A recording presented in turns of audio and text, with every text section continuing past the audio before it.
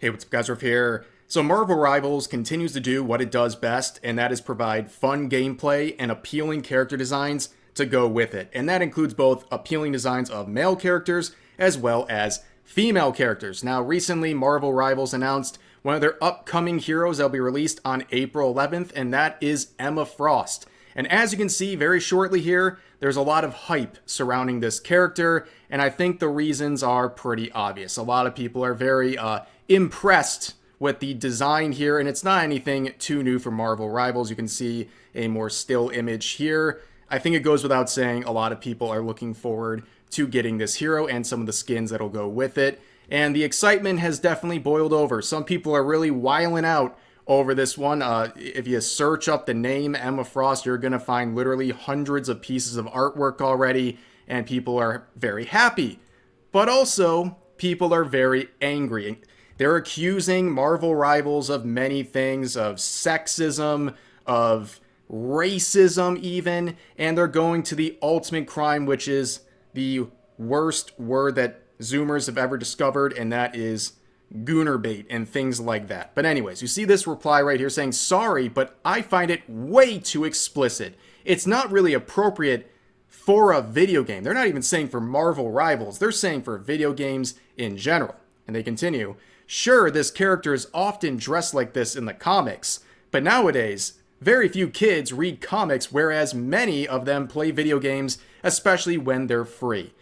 First of all, if we're talking about actual children here, they should not be playing Marvel Rivals in the first place.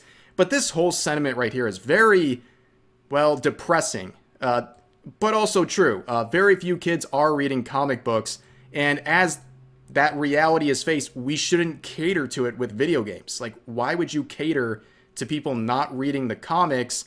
And on top of that, a part of me doesn't blame them, because anything recent with any sort of Marvel comics is probably garbage anyways. But let's continue on with this as an example of one of the outfits she has worn. It is pretty much a one-to-one match with what we're looking at with the hero in Marvel Rivals. And you can see another version here. It lines up, but people are not happy. You can see this user saying, insane gooner bait. People will say it's comic accurate. That's cool, but it doesn't change the statement. Well, yeah, I think it is important to be comic accurate, because if this wasn't comic accurate, people would be very, very angry and saying that Marvel Rivals is making a sexist outfit here and yada, yada, yada. But people overusing the term gooner is just exhausting. I remember years ago when if you called someone a gooner, it meant like they're in their house 24/7 with 10 monitors playing at the same time while they jay off their entire life. Like, that was what it meant. Now it's just guy who plays Marvel Rivals, or guy who has a healthy libido. That's what it's been reduced to by users like this. And of course, you have more users expressing their concern and getting thousands of supporters saying, okay, this is just getting weird now. The over-sexualization of women in this game needs to stop. Ooh, we got a male feminist, but not just any male feminist here. A male feminist who's protecting female drawings. Yes, protecting thy lady in its fictional status. This is just very, very sad that people are so afraid of a little skin in a video game. And of course, people raise the point here, people used to just see a bad bitch and go on about their day.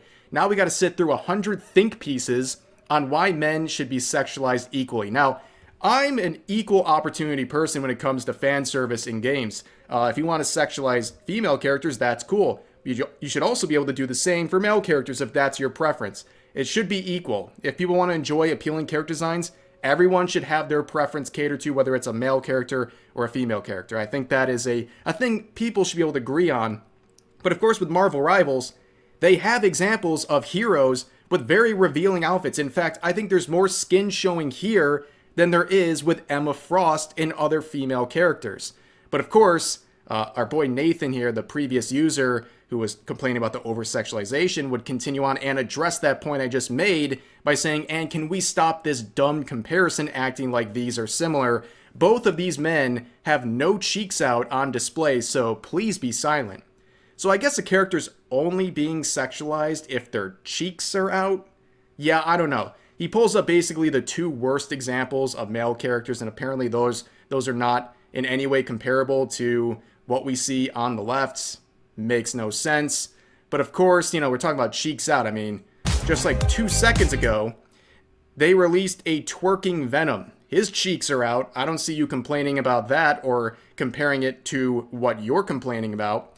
But anyways, Legendary Drops makes a good point that I didn't think of. So he says in response, love seeing dudes saying we need to stop sexualizing female characters while girls celebrate the designs and cosplay them. Truly, we live in a world. And I think that's a very fair point to make. You will see, within days, hundreds of women cosplaying as Emma Frost based on the Marvel Rivals design. So I don't really know where people get off kind of telling women what they can or can't do or what they should or shouldn't do, especially when they're basically giving this aura of a male feminist, which is so typical, right? The male feminist actually being a lot more regressive than they are progressive. But also, I saw this and it reminded me of the previous one. This person said, I don't think anyone will successfully pull off this cosplay. That's bait. This guy's playing 4D chess, by the way. I see what this guy's doing. He's trying to get cosplayers to do that in the replies, to show it off. This guy knows exactly what he's doing, and I can say I respect the game. But let's go back to that previous user who is confronted because it's an account that is standing for Scarlet Witch, right? And someone says, well, one day Wanda's going to get put in the game eventually, right? And they're going to probably give her a very appealing design. And this is his response. Why the hell would I want to see Wanda over-sexualized? That makes me so uncomfortable. She deserves to be respected. And then this person says, why does sexy equal not respected? And they say, it doesn't. If it's what the person chooses for themselves, which a character obviously can't, but it's when men specifically do it just to fulfill their needs is when they start to no longer respect her as a character. Oh, God. We're talking about respecting fictional characters. We have to show respect to drawings. Are you kidding me? And this is their argument. They're separating it from real women and fictional women. They're saying because fictional characters don't have autonomy that we have to respect them in this sort of manner. It's absolutely insane.